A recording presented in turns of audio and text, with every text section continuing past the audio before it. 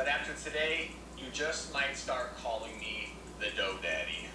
Because today, in the Anabolic laboratory, we will be making a peanut butter cookie dough that is just as good as my original cookie dough, aka better than store-bought, but satisfies that peanut butter taste that everyone desires while on a diet. My name is Nick, I have my master's in exercise physiology, and I make anabolic recipes and review anything in the fitness industry. So if you're into that kind of thing, like this video and subscribe to the channel. If you're ready to get smooth and creamy, then let's get into it. Now, some might say, or one person might say, a la the Iron Musket, this could be considered yeah, it tastes good, but...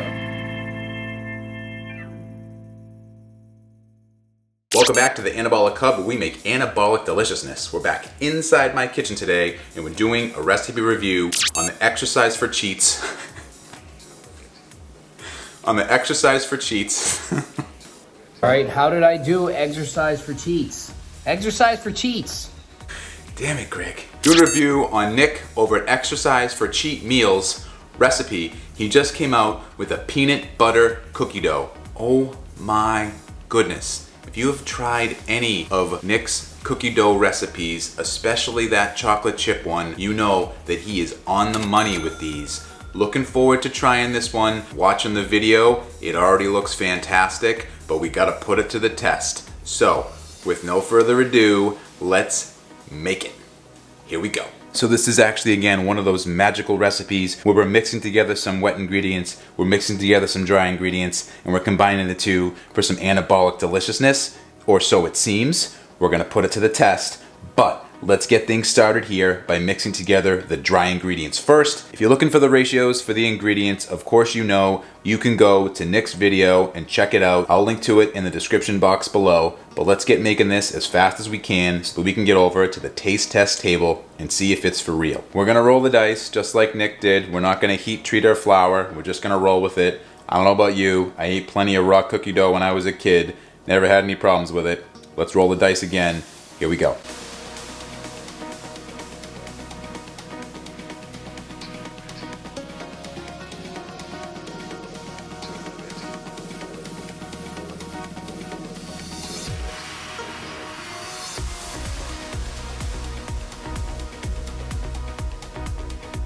Dry ingredients are done. Let's go on to the wet ingredients.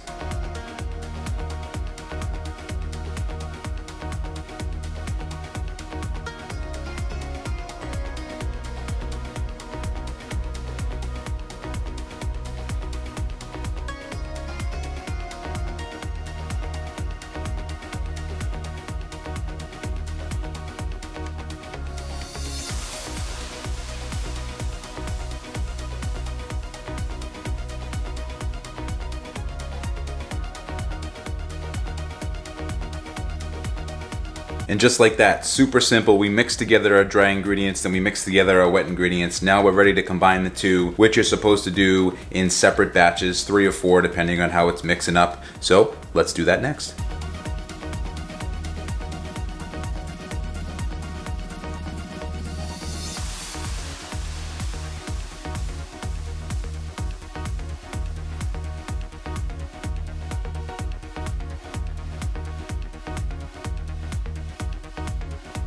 Hey, you know what? Nick was definitely right. This dough is definitely thicker than last time. Way thicker than the chocolate chip one for sure. Now we have our wet ingredients and our dry ingredients combined here. We're ready to put this into a separate container that will probably store it in the fridge, which I'm guessing this is going to be even better if you leave it in the fridge overnight. We're gonna try it right away though, because I'm sure most people are gonna do the same. We're gonna transfer this over to a smaller container for storing purposes, because Lord knows we don't wanna sit down with a big bowl of stuff because we're bound to eat it all. One more step to do after that, we got to add some peanut butter, melted peanut butter on top.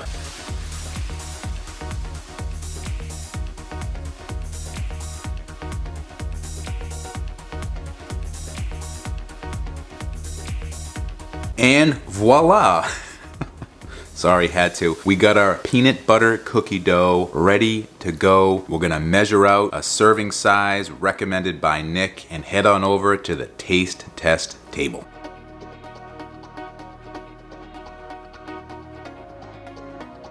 And we got ourselves the 62-gram snack version. We're back at the taste test table again, and we're gonna try Dough Daddies. Is that the new name? I like Exercise for Cheats better than Dough Daddy, but you know, I digress.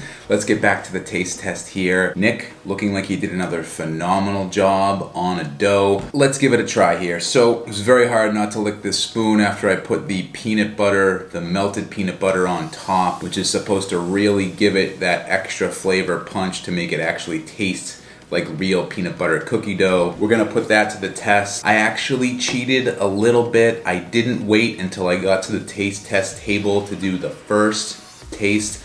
I wanted to try it without the peanut butter going on top to see if there was really any difference there. Nick made a big point in his video to say that that was a critical step. So, not that I don't believe him, but it's fun to just, you know, test it every once in a while. I'll tell you that it still tasted good without having the peanut butter on top. It wasn't bad, but there was kind of a little bit of a PB2, PB Fit flavor to it where, yeah, it tastes good, but you know, it's probably like 7.5, 8 out of 10-ish, maybe not even that high, but it was still good, still very good. But I'm very curious to see if that extra small amount of peanut butter does make as big a difference as Nick says it does. With no further ado, we're going to dive right into our taste test here.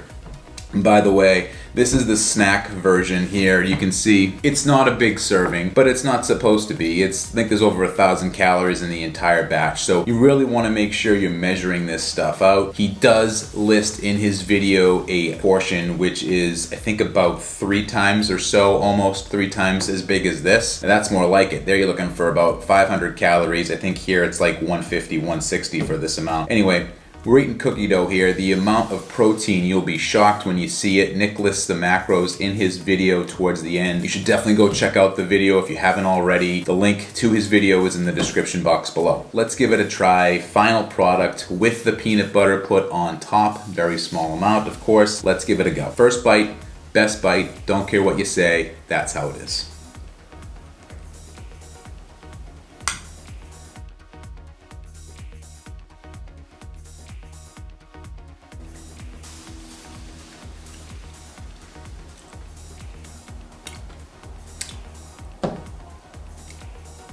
I'm speechless. That version is way better. Way better. And it's not a lot of extra peanut butter that you put on top. That's that real peanut buttery flavor. A lot of the anabolic recipes that just use PB2 as a substitute for peanut butter, you can always kind of tell the difference. Just that small amount that you put on top really does seem to make a huge difference here. There is a cookie dough consistency. It's definitely thicker than the other cookie doughs that Nick's done in the past. I think after it sits in the fridge, if it's anything like the other recipes that he's done, it's gonna have even better cookie dough consistency at that point. Now, some might say, or one person might say, a la the Iron Musket, this could be considered a schmuck serving. Which is just an incredible way of putting it. I digress again. I think the overall point to something like this, in this type of a serving, and I know it's coming soon because Nick has teased it, is that it's going to end up in one of his creams as a topping. And you can't beat this stuff as a topping in an anabolic ice cream. You just can't. The cookie dough cream that he did was incredible. The amount of iterations that Nick went through, and he either went through a lot of iterations or he went to great lengths to make it look like he did, which I don't think he did, but he showed several different versions in different Tupperware containers in his refrigerator. So you know he's putting in the work, just like he always does. He put in the work on this one, and it really shows through. It's hard to do an anabolic cookie dough with these kind of macros, this amount of protein in it.